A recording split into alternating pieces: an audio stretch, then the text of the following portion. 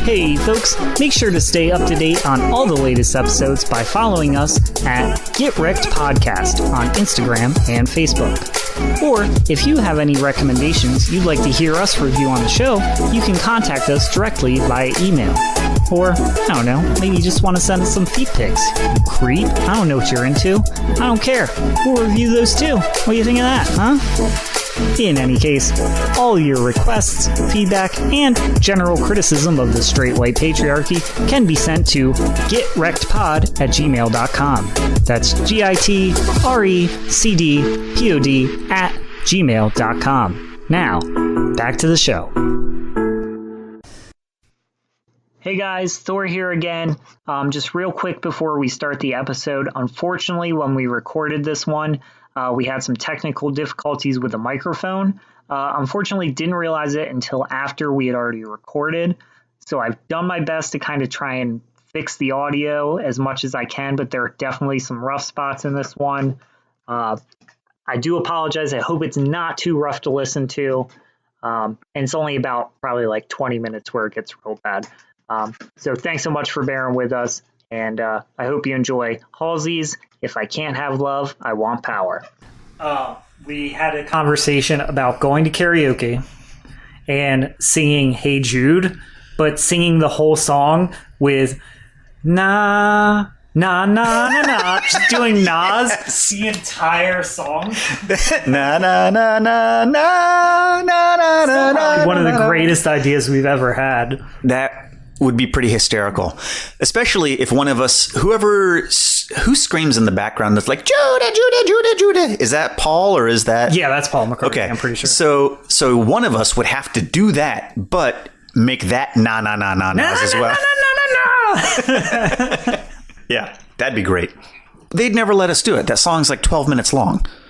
Well, they wouldn't know we're doing it when we go up, so they would have to cut us off. Well, but they've got to play the music, though, right? Yeah. No. I guess what I'm saying is, I don't know. Do they allow? Because usually karaoke, option. Yeah, like karaoke. I don't know. DJs are like, yeah, that song's like 12 minutes long. We can't have you sing a 12-minute long song.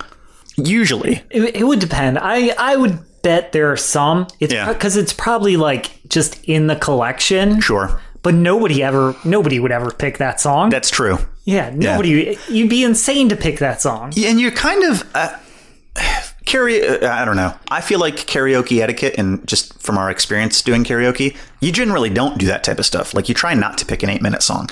If you pick an 8-minute song, then everybody else in the bar is going to be like, "Why? Why'd you pick this song, dude?" So not only would it be a jerk move to pick the song in the first place, but then not even sing it. We would just sing na na na na na. We'd get so many people angry at us.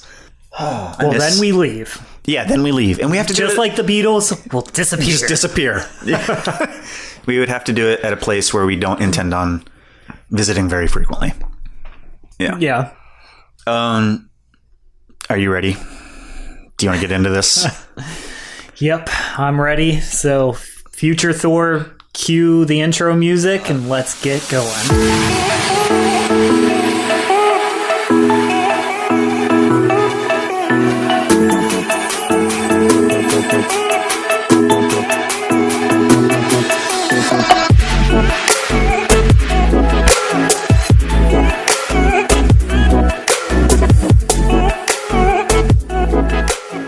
Hello there, and welcome to Get Wrecked Podcast, where two buddies sit around, take turns recommending and reviewing some of their favorite pop culture hits, hidden gems, and oddities. We got an oddity today. We sure do. We sure do. I'm your host, Thor, and as always, I'm joined by my co-host, Micah. Hey. Is that the Fonz? Yeah, I think so. Oh, wait, no, it's Micah. So, Mike, today, the one we have on the table, this one's a little bit different because it wasn't one of our recommendation. Yeah. First time, really, that neither of us were involved in it. Yeah. And so this recommendation came from my wife, Kendra. And as you'll recall, when she initially gave us this recommendation, she said, "Fair warning, I don't like this. I don't dislike this. I saw it. I thought it was strange. and I wanted to hear your thoughts. Oh, boy. And the movie, I guess you could call it a movie. We can call it a movie. That we reviewed is Halsey's If I Can't Have Love, I Want Power. Movie, I guess maybe hour-long music video. Yeah, it's very akin to Michael Jackson's stuff, where he would make a whole show out of music videos. Yeah.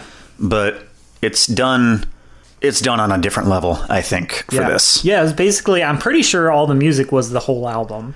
I guess let's just, so now we kind of covered a little bit of what it was. Yeah. Let's get into our feelings on this. What are your first thoughts on Halsey's I Can't Have Love, I Want Power? I watched this late at night, and I'm not a horror fan. It's not my style. It's not my jam. So I started watching it at like 10:30 after my wife went to bed and my daughter was asleep.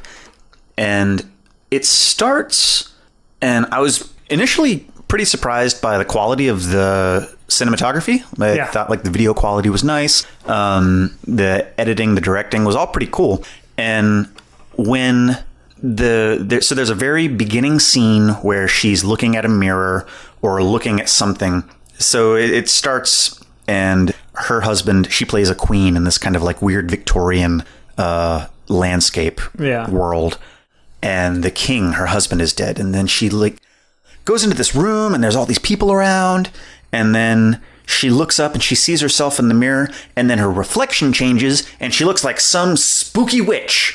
And of course they do like a deep bass and a high violin screech when they show the close-up of the face. And when that happened, because that was pretty early in, I was like, I don't know if I should be watching this right now. Like, at this point in time, I don't know if I should be watching this right now. But that was my initial thought. I went through most of the movie being very unsure and a little unsettled. Okay, I get that. I think that's probably part of the intention. I would agree, yeah. But also a little intrigued through the whole thing. Yeah, what about you? You want to hear... So I took some notes. Oh, sure. Because I never saw this. Do you want to hear the very first note I wrote down? Yeah. If I was rating this movie purely on cleavage, 10 out of 10. Agreed. Yeah. There is cleavage in this. Yeah, no. The Victorian era dresses with like the corsets, just pushing them boobs pushing everything up. Mm-hmm. Dope. Just the best. But yeah, no. I think initially I came into it very skeptical, like trying to be as open as possible, and it never really picked up, and honestly, it never truly really grabbed my attention. Okay. But visually, I was like, it's striking, it's awesome. Visually, I loved it. From that perspective, strictly speaking, like the outfits are awesome. Sure. And at the very end of the movie, there's a little thing where it's like this movie or whatever is dedicated to a person. Mm-hmm. And then it said the greatest era of all time. So I'm guessing she really likes the Victorian era. Okay. And so this was kind of intentionally a love letter to Victorian era dress. Did you look into anything like past just watching it? Because for me, I watched it and I was intrigued with just the intent of the video as far as the thought process, or I just wanted to know more about it. So I think in that sense, it was successful for me watching it, that I was like, I'm going to look up some stuff about this. And so Halsey is an artist that I have no idea. Sorry, our dog's down here. I have no idea who this person is. None. I don't know anything. All I know is that Halsey played one of the characters in Sing 2.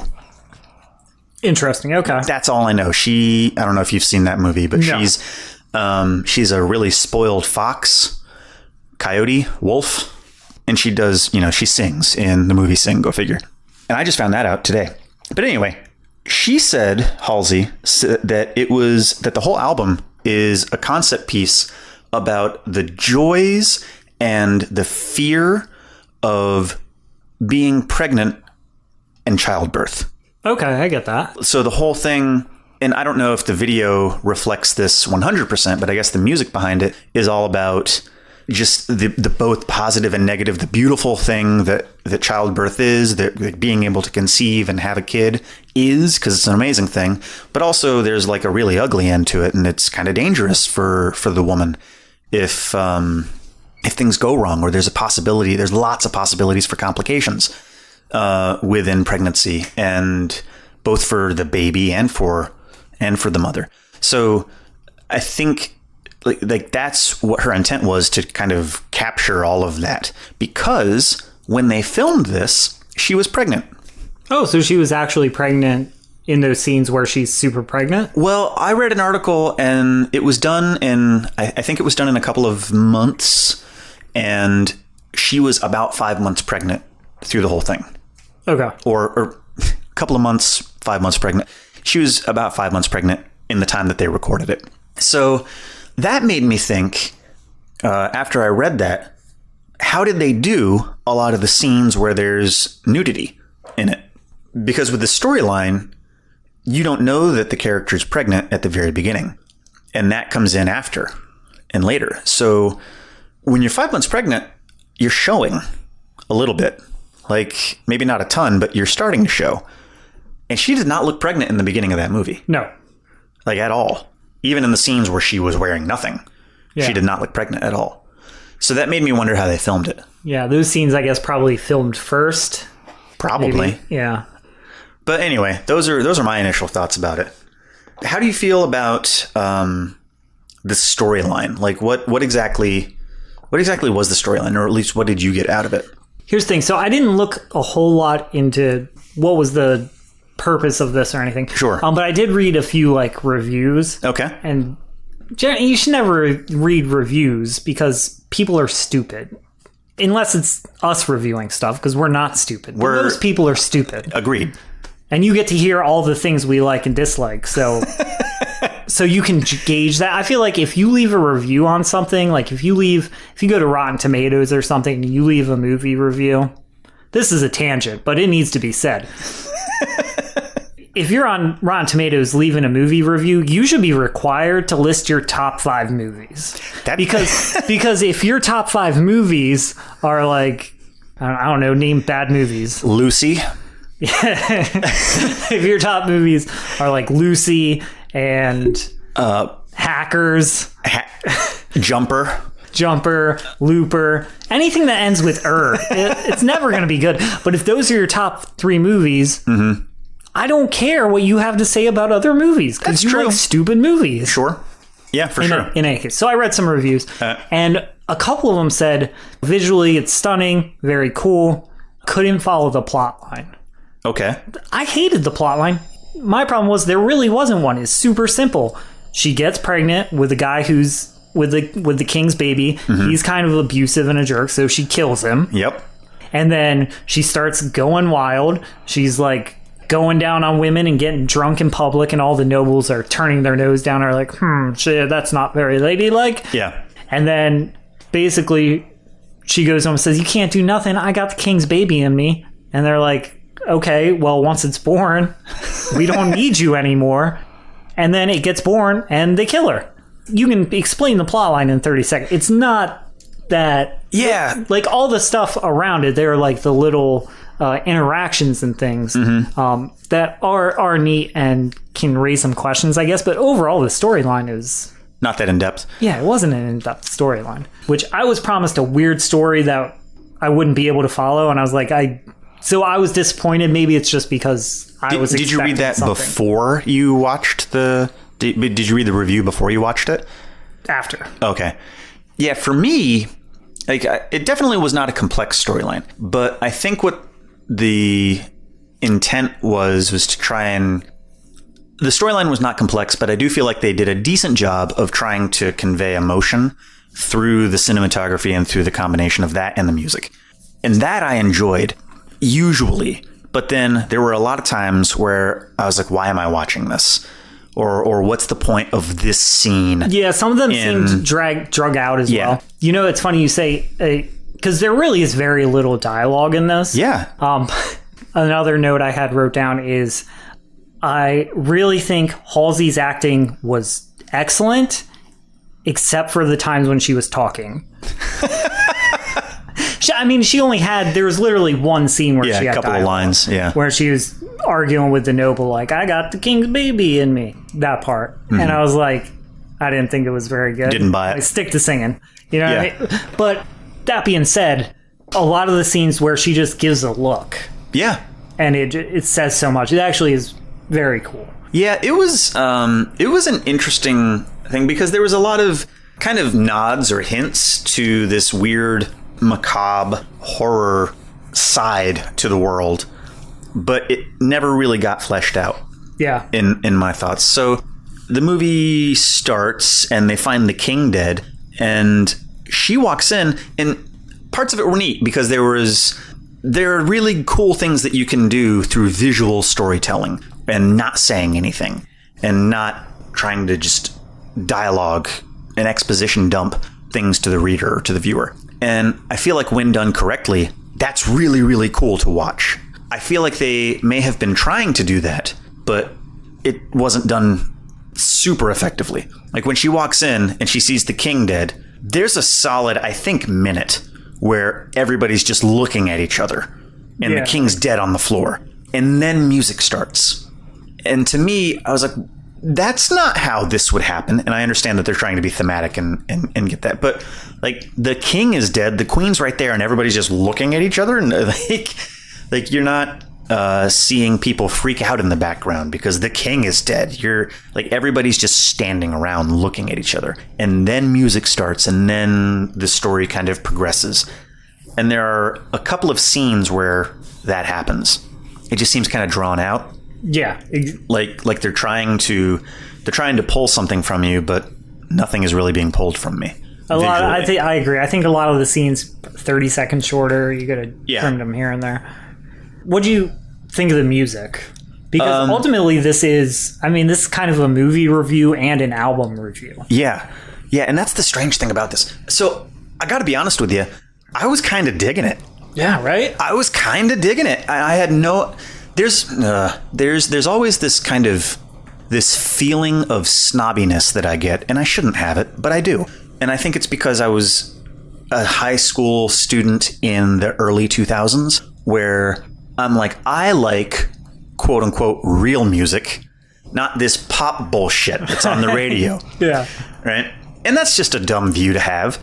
So anytime that I hear about a pop musician or a radio friendly musician that's like super famous, I have to jump over this immediate reaction of, oh, they're on the radio and they're super famous, their music's probably not very good. I don't know why that's in me. I think that's a justified response because most of it is. Most of it sucks. And not that it sucks, but it's algorithmic. Yeah. The producers and songwriters for pop music, it is a formula. It is a formula that they've figured out and they redo over and over again until somebody comes up with something new, and then they'll incorporate that. Sure.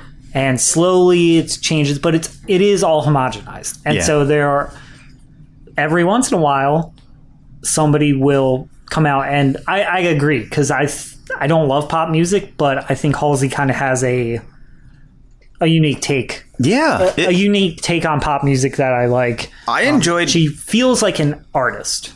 Agreed. Yeah. And I enjoyed most of the songs that I've heard. And just on a side note, anytime that I've watched a video or seen an interview with pop musicians, I watch them and I'm like, okay, these are cool people. And they talk about the music that inspires them. And it's a lot of the music genre that I like. So like, there's no reason for me to not like their music. Like they're, they're obviously talented, and they're clearly usually people who I could at least relate to. Yeah. So no, I think with pop music, you have to look at them as they are entertainers. Yeah.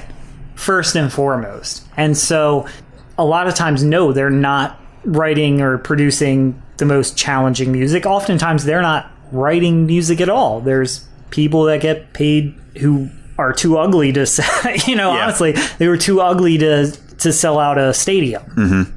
So they are first and foremost entertainers, but that in itself is a skill. Just because not everybody can be Paul McCartney. Not everybody can be an entertainer, but also write just a huge category of incredible music. Right. most people are neither, honestly. And then if you're lucky, you get one. Somebody who's a really great songwriter, or somebody who's a really great performer. Sure. And just to go along with that, if you could, let's say Thor makes his own music. It's super deep. It's exactly the type of music that you want to make. All right. If you have that scenario, or, okay, we'll have that scenario and you can make $50,000 a year doing that and creating music like that. Or you could make radio-friendly, monotonous garbage, quote unquote, and make millions. Which would you do?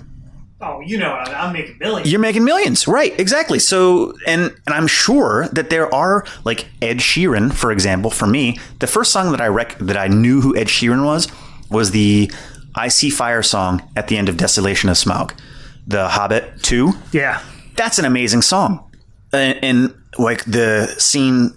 Basically, the end of the movie ends with Smaug leaving the cave and just raining fire on this village. And then goes to credits. And I See Fire starts playing as the credits are rolling. And I sat through the entire song. I didn't even get out of my seat. You don't do that unless it's a Marvel movie. I was like, this song's amazing. Yeah. This is a great song. It really is. It's so the next day at work, I'm like, I'm going to look it up. I'm putting it in YouTube. I'm like, I See Fire.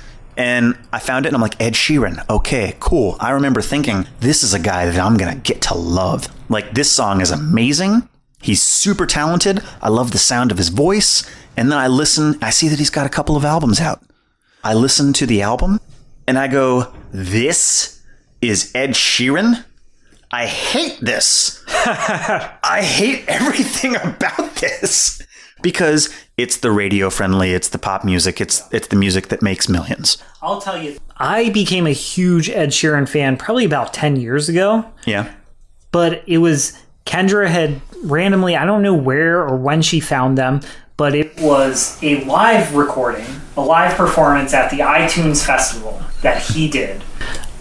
And he did probably like 4 or 5 songs, and it's awesome. It's the best. It's just him playing the acoustic guitar. And he's like rapping over it, and you know he sings. Sure, he's an incredible singer. He's a great musician. He really is. But once he actually started getting famous, and he really leaned into the pop music, I'm right there with you. It's like, I respect him. I appreciate him. Mm-hmm. I think he seems like a guy who genuinely loves what he's doing and likes to have a lot of fun. He has a music video where the whole music video. Rupert Grint, the guy who plays Ron Weasley. Right. So in the music video, Rupert Grint is playing him. Oh my goodness. So the whole time it's like you think it's Ed Sheeran, he's walking around with like a hoodie on. Oh, but it's Rupert Grint. That's hysterical. And he's walking around and he's singing, Rupert Grint's like lip syncing the song. That's and this hysterical. whole time you think he's Ed Sheeran. And then so he gets to a concert and he's walking backstage past the people and then he gets to go on the stage and Ed Sheeran is out on the stage and he's like rushing the stage to go meet him and he gets like tackled by security guards. It's hilarious. Yeah, so, that's cool. This is a guy who likes to have fun. Sure. But I agree. Yeah. I don't want to listen to his music. I'm happy to just know you're good. I'm glad you like what you do. Yep. Do it well. No thank you though. Yeah. I'll pass. So where does Halsey fall in that range? How do you feel like this music fits within the pop genre? Do you feel like it's part of that, or because again, I came into this not knowing who Halsey was at all, but I did some judging at first. I read a book by its cover. I saw her. I saw kind of the atmosphere that she was giving, and maybe because I talked to Ashley and she said, yeah, she's got a couple songs on the radio. I'm like, I'm probably not gonna like the music, just based off of her appearance. I kind of presumed that she was picked by some agents and some producers to make some music. Yeah. But I was pleasantly surprised by the music in it. It wasn't my favorite thing in the world, but I was like, okay, I actually enjoy this. Yeah, well, I went into it knowing it wasn't going to be horrible because same thing, I didn't even know who it was when Kendra was like, you should watch this Halsey thing. So we looked up some of her popular songs. Okay. I'm like, oh, these are some of the ones that I actually enjoy. You know, if I have to listen to pop music, there are some I would rather hear than others. Sure. And so I'm never just turning on pop music, but if Right. I'm being subjected to pop music, Yeah. she's an artist that I would like. Sure. If that makes sense. I completely understand that. Yeah. I don't choose to put on Disney music- movies every day. My exact wording in my notes is the music is fine. It's fine. I think that there's some good stuff about the music. I will probably go back and listen to the album just to kind of refresh. You know, the one song there was one song that I really liked is the one when they're burning the cabin. They're burning the witch. Yeah. And it's like heavy. It kind of has like, this like metal punk vibe to it. Mm-hmm. That one was cool. I liked that one. Yeah. It was strangely entertaining. There were things that I certainly didn't get about it. I didn't quite understand. Through the whole thing, there's kind of this figure who is, I believe it's also played by Halsey, and it's this mirror image of her almost. So like she is the queen, but then when she looks at herself in the mirror, she sees this weird like witch version of her. The witch that stabs her in the stomach. Pretty sure that's her. I'm pretty sure that's Halsey. Yeah, Pretty sure it's played by the same. I believe same. so, yeah. So I didn't quite understand that as any type of like metaphor or cinematic use, because she shows up. Maybe it's just like a foreboding kind of ominous. I think so.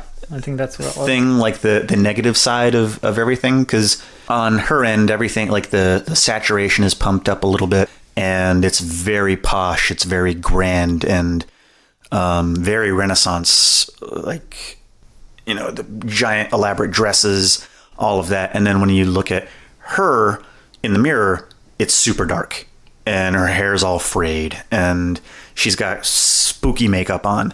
And if it is supposed to be an approach on pregnancy and being the positive and the negative, or the hopeful and the scary part of it, then maybe they're personifications of those two sides of it. That would make sense.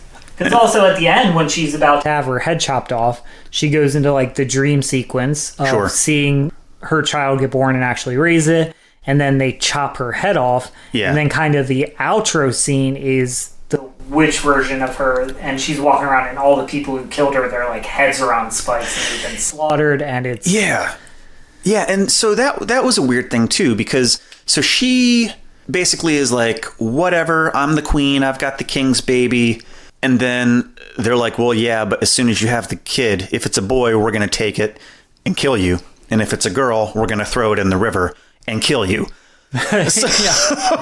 So she books it and then gives birth at this witch's hut that they track her down and burn. And they drag her, like after literally just giving birth, they drag her and her bloody dress through the dirt and throw her on top of a horse and put her in a prison cell. And then she just wakes up in the prison cell and everybody's dead. Like all the guards are all dead. Yeah. But it never explains how that happened or what happened. They just kind of are dead. Like she wakes up and they're dead. Yeah, maybe there's something we're missing. Maybe she did have power. Maybe I have no idea as far as that stuff goes. I will tell you this. I have become a sap. Like a stupid emotional bag of just emotions. An emotional bag of emotions. That's me. Anytime that I see anything with a kid and a parent now. And so when she gets out of the prison, she just walks into the room and holds her kid. And it's the first time that she holds her kid since birth. And she just looks at her kid, smiles and says hi. And they just look at each other.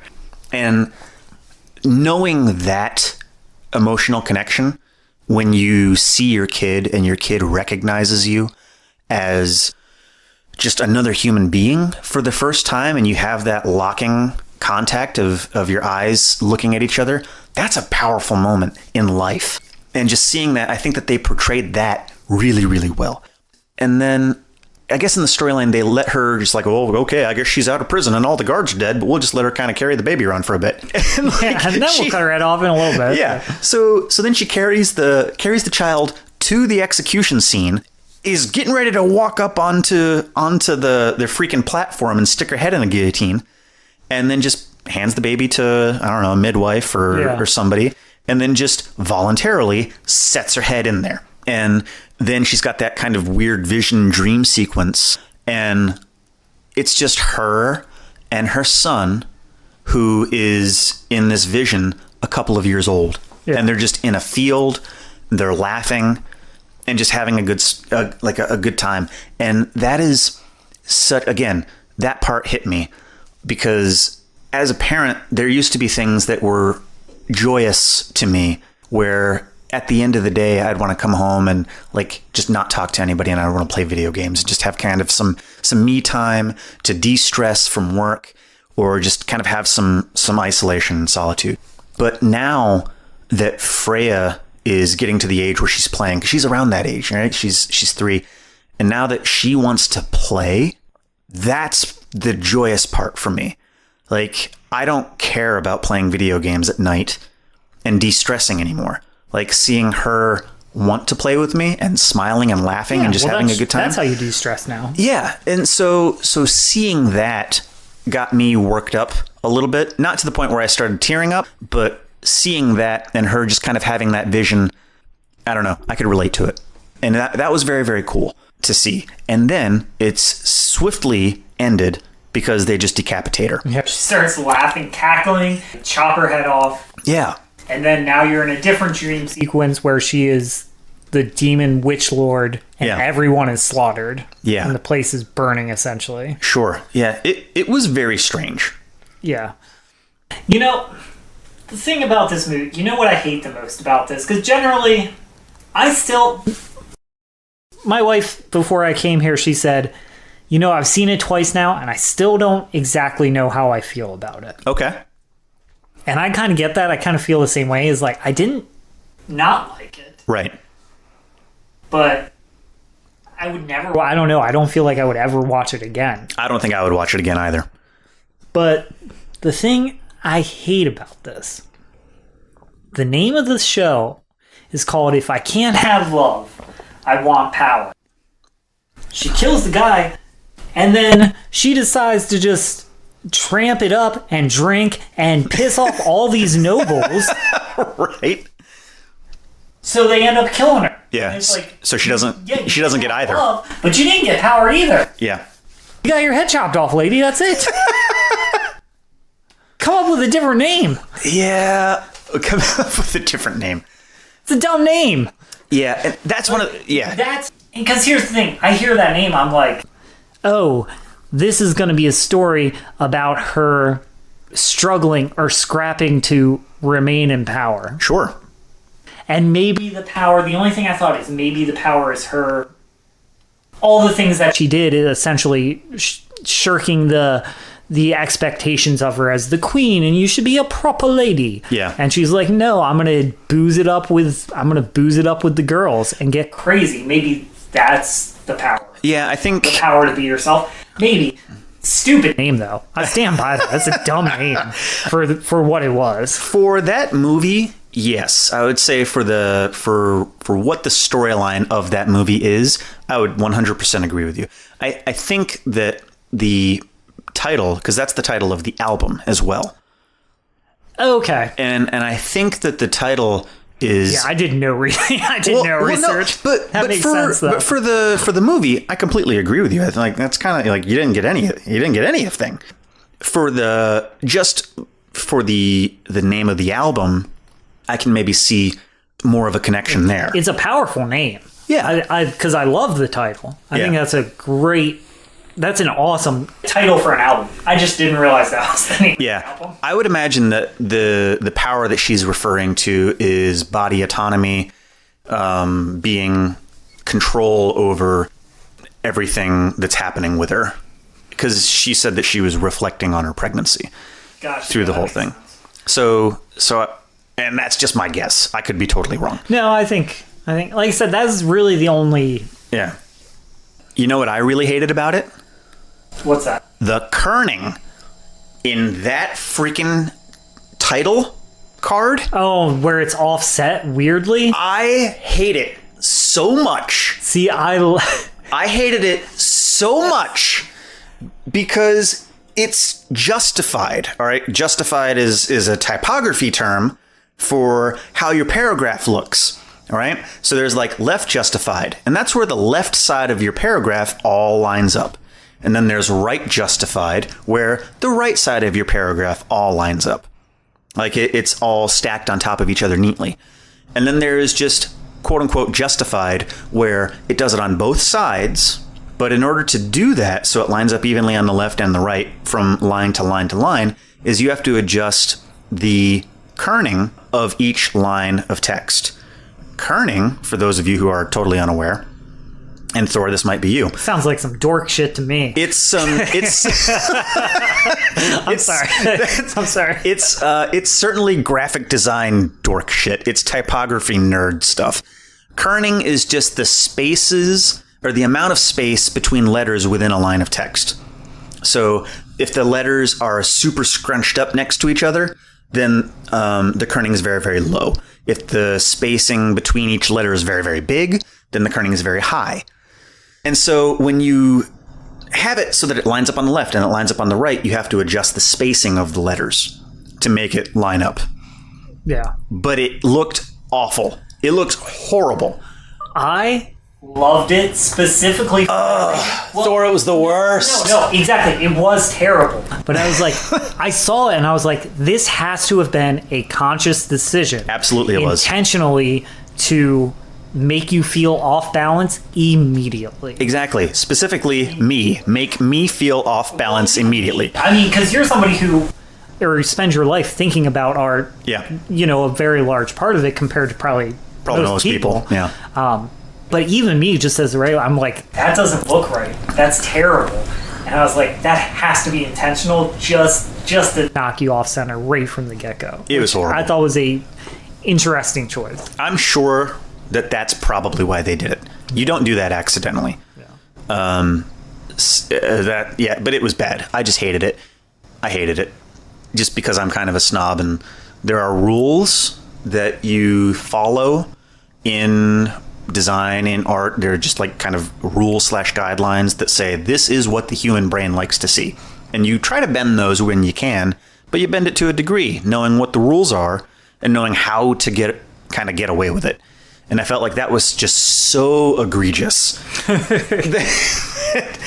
Is it intentional affront to your senses? It was, and I didn't care for it at all. The font, the typeface, I liked. I hated the kerning. I hated it. I hated the justification. You heard it here first. That's right. Kerning, no good. No good. The show, it's fine. Music is fine. The name, fine. Cleavage, A+. excellent. Yeah, no, that is another thing. And what's another thing? The cleavage? Well, not just the cleavage. Okay.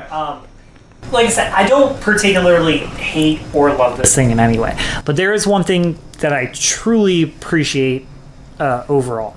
Is I truly feel like Halsey is an artist. Yeah. She is something like this whole undertaking, this project, she went for it. And honestly, even before, I was talking with Kendra before I watched it, and she was asking me about like expectations. I'm like, I don't really have any. But I don't expect it to be... This isn't something for everybody. It's not meant to be. You know, she was trying to make something, it seems like anyway, that it's for her fans. So I could see a lot of people going into it and being like, I hate this.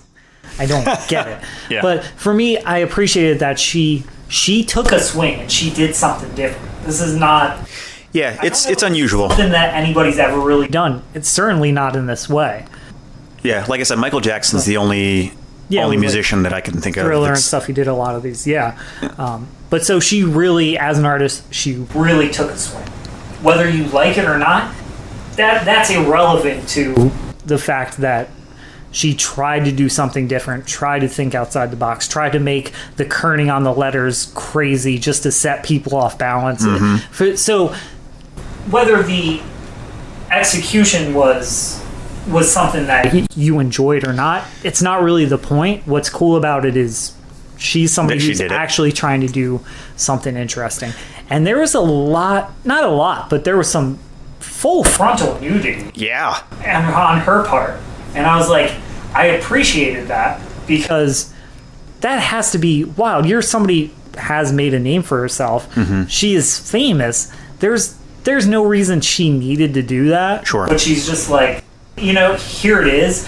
I don't know. Like I said, it just feels like taking a big swing. Yeah. And for that, I respected this a lot. Yeah. Overall. And there are, I would say that some of the nudity, like most of the nudity, was unnecessary. Yeah, absolutely unnecessary. And that's not a good or bad thing. I'm just saying that it didn't. It's not like it drove a plot or. There's a whole scene where they're like doing weird swimming aerobics in a bathtub, and just everybody's nude. Like all these. That's one of those scenes where I was like, I don't understand why this is happening. That is the point in the so we started watching it, and during that scene, I looked at my wife and I was like, why the hell did you recommend this? I was genuinely, because I was like, Mike is gonna think that we're weirdos, that we're psychopaths. What are you do? There really wasn't, ultimately, there wasn't that much nudity. No. And after that, but I was like, is this what the rest of the movie's gonna be? Sure. Like, what is going on, lady? Why would you recommend this to us? So your wife... I'm into it. It's awesome, right. But... Yeah. So your wife... But we got to talk about this to people. Yeah. Yeah, that is one of the things that was on my mind, was like, what do I say about this? Your wife sent my wife a text message and was like, hey, so I just watched it again, and I didn't realize how many boobs were in it. And like, she wanted to get to Ashley so that Ashley could forewarn me about it. Probably so that I wouldn't have the immediate reaction that you did. Yeah, well, because I was like, this is not something you should just spring on something. Like, a little side note could have just been, hey, this is very weird. Also, there's some gratuitous, unnecessary full frontal nudity. Yeah. Yeah, I was taken aback. And so, but yeah, she genuinely was like, I totally forgot. That's funny. Because it's been a while. She's been saying for like a year that she wants us to review this. Yeah. Did she think that it was weird then? So did you watch it with her? Like when you watch? Yeah. So was it weird for her to watch that with you, with all of that nudity? Oh no. No. No. I wasn't sure if it was a thing. Like there's a lot of times where I talk to if I'm visiting my parents and I'm like, oh yeah, let's watch this movie. It's really good. And then I'm sitting there and you recognize all the horrible things that are in the movie just because you're watching it with your parents. Yeah. I wasn't sure if it was like that scenario where she was like, oh, I forgot all about this. This is really awkward now. No, yeah. No. But that's, I mean, with a husband and wife, it's different, right? Yeah, I will say, though, that I'm glad that I didn't watch it with Ashley. Yeah. Do you think she would have hated it? I don't know, to be honest. And I asked Ashley how much she knew about Halsey or her music at least. And she's like, well, not too much. Just the songs that she's heard on the radio and that she likes those songs. Yeah, so final thoughts. Where are you at? How would you rate this on a scale of 1 to 10 occult midwives? I'm going to go right down the middle with a 5. With a 5?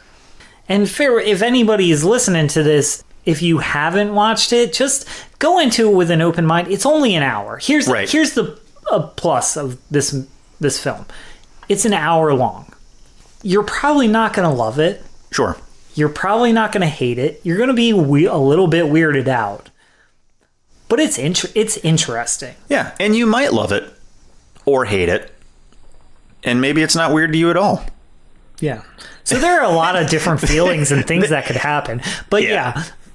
I don't have 5 out of 10. That's really, I'm right down the middle. Just because it has a lot of good parts to it. But then there's a lot of stuff that just didn't really do it for me. Yeah, I might rate it a little bit higher. I might go like 6.5 because I did enjoy the music, and I think that the music combined with the visual storytelling did a good job of trying to bring out some emotions, because I did feel uneasy at times. I did feel emotional at times with it. So the fact that it was able to pull that from me I think ultimately made me like it a little bit more. I liked it more than I thought I was going to. Yeah, me too. I was like, I'm going to hate this dumb shit. Yeah. It looks so dumb. Well, I watched the preview, and I was like, this looks so dumb. Okay, I don't know if this is... Another point. What did you think about the fact that all of her tattoos were still there? Like, I liked that. You liked that? Yes. It threw me off a little bit, I gotta be honest. And I think mainly because... So there's a scene where she's in a bed and she's like in her lingerie. Yeah. And she's laying there and the view, you can see her arm, and on her arm she has a tattoo of a sneaker. yeah, they're totally modern tattoos. Yeah. And so for me, it took me out a little bit, that suspension of disbelief. Kind of, it removed it from me a little bit. I actually really enjoyed that. I made note of that. Cause it's just an interesting juxtaposition. Yeah. To see the tattoos kind of in the Victorian era, and that it's just no mind is paid to it. I don't know. I kind of thought it was interesting. I think I would have liked it if they weren't tattoos of modern things. That, like, if she had a tattoo of a glass slipper or like a Victorian style shoe, like or that like lace kind of tattoos that some people get sometimes. Instead, she looked like Jared Leto's Joker in Queen Elizabeth's fucking gown. Yeah. So that threw me off a little bit. Not enough for me to be like, well, yeah, this movie sucks. But it did take me out of it a little bit. But yeah, I would say 6.5 for me. It was definitely an interesting watch. I will probably never watch it again, but I might listen to the music some more. Yeah, if it came on, I would never seek it out, but if it came on, I'd be like, yeah, this is fine. I can do this. Yeah, they were just, I think she's got a nice voice. I think musically she is talented. It's a strange one. Yeah. It's a strange one. Yeah, today was definitely an oddity, for sure. All right, well, there you go, guys. Halsey. 104. Oh, okay, cool. Nice. That was kind of perfect. Yeah. So next episode. Oh yeah, what am I getting into? I really like the episodes when I don't have to recommend something. It's the best. Do you feel the same way? I do, actually. But it's just a small thing. Yeah. But for whatever reason, it's like so much less pressure. It's the best. Hey, let's do this podcast where we recommend things to each other. Also, the best part of the podcast, not recommending stuff. So I'm gonna keep it in the music theme. And I was debating it for a little bit, but I think it's got to be said. I want you to listen to some Coheed and Cambria. Oh, okay. All right. And the thing is, I'm not sure how I want you to do this. If I were to say that you have to listen to Coheed, and I am saying that, there are 2 albums that are absolutely amazing. Okay. I'll listen to them both. When I did Fugees, you had to listen to 2 albums. Okay. All right. So I'll do 2. Like I initially had said, listen to these songs, and you just ended up listening to the whole albums, which I think was the correct decision. I should have said that in the first place. Okay. So I'd be down. I'll just do both the albums. Okay. That's fine. All right. So in that case, the 2 albums are In Keeping Secrets of Silent Earth 3. Yeah, because it's Coheed and they have really stupid long names for all their stuff. Okay, so what are the 2 albums? Sorry. In Keeping Secrets of Silent Earth 3. And then the other album is called Good Apollo, I'm Burning Star 4. Jesus Christ. Okay. So here's the thing. Because you had texted me and asked, have you ever listened to Coheed and Cambria? Yeah. And I was like, no. And you were like, good, keep it that way. So I kind of assumed. And then you had asked me some other things. So I knew that was on the table as one of the options. Yeah. Do you know anything about them? From what I think I know about Coheed and Cambria, I'm going to hate it. Okay. But I'm also aware that, like, I genuinely couldn't say like a song. I genuinely really have never listened to their music. Okay. But I think I know what their music sounds like. Okay. And if it is that, then I don't like it. But maybe it's not that. I think that you are going to like Good Apollo, I'm Burning Star 4 more than In Keeping Secrets. That's my my bet. That's my thought. Okay. Good Apollo. I will try to go into it with an open mind. Good Apollo, I think, is their peak that they've ever done technically, as far as music and just as far as artists. That album is amazing. The guitar riffs, the lyrics, just everything about that album is just so tightly woven together. And for them doing what they do it the best in that album. In my opinion, those are their two best albums, and they go downhill from there. There are people in our close circle of friends who would highly disagree with me and love everything Coheed. They've made like 6 albums past those 2 albums. But those 2 are the ones that you need to listen to. Okay. Yeah, so I'll listen to those 2. I'll give you this tidbit. The lead singer, his name is Claudio Sanchez.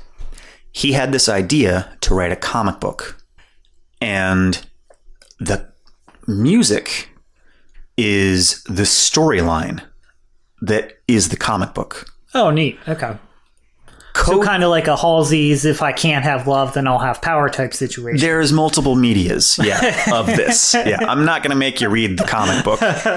But the comic book series is a very like space sci-fi weird show, or like weird storyline. Okay, cool. Coheed and Cambria are 2 characters in this comic book storyline. That's gay. Sorry.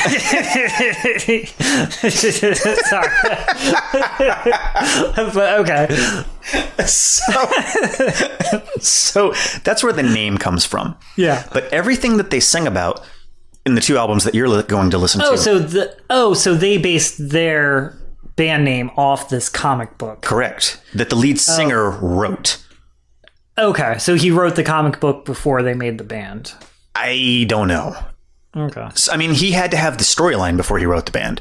Gotcha. Or before the band wrote that album. Like, before they made that album. Because every song is about the storyline. It's all about a fictitious plot. There's no deep meaning behind any of their music. Okay, very cool. I'm kind of into that. It's all just a storyline. For what it's worth, that's what you're getting into. Oh, excellent. Very cool. Before we get out of here, so as of recording this one, we are officially live. We are live on the interwebs there. Yeah. So it's been pretty cool. It has been pretty cool. Have you listened to all the episodes? I have been listening to them. Yeah, it's been weird listening to them because I forgot a lot of our conversations. Yeah, as of recording this one, the 4th episode just came out. Yeah, and I don't even know what episode we're on now. 10, somewhere around there. 8 or 9. 8 or 9. I don't think we're at 10 yet. Okay, so yeah, that's kind of it's a cool thing to hear. I also don't like the sound of my voice. Oh, yeah. No, trust me. Nobody likes the sound of their own voice. Yeah. I hate the sound of my voice. And I got to hear it. I got to hear it constantly. Yeah. Because we have our other podcast project in the works. That we're working on. That I've been editing, and then as well as this. So yeah. Yeah. My favorite thing about seeing it on a podcast was your like scribble of our name title.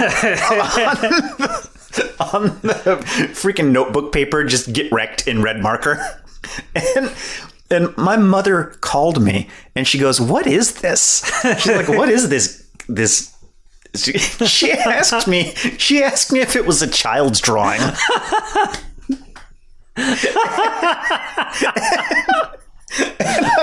I'm like, "No, Mom. It's just he just wrote the name of this thing that we're doing. I don't know." As shitty as I possibly could. Yeah, she's like, "Well, I just thought it might have been one of your students, like, or kids' drawing." Did she think you teach special ed? I didn't know how to respond to it. That's so funny. Yeah, but it made me chuckle. Oh. So I know that she's listened to at least an episode. Yeah.